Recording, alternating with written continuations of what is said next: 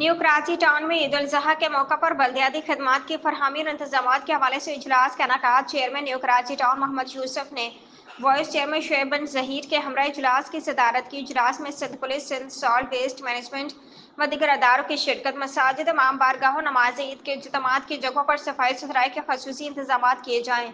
Chairman Mohammad Yusuf Eid ul Azha पर आवाम को साफ सुथरा माहौल की फरहमी में किसी भी किस्म की कोताही ना बरती जाए। अफसरान और मुलाजमीन को तनबिया। न्यू कराची टाउन के अफसरान ईद कुर्बान के तीनों रोज आलाइश ऑपरेशन का मॉनिटर करने के लिए मैदान अमल में मौजूद रहें।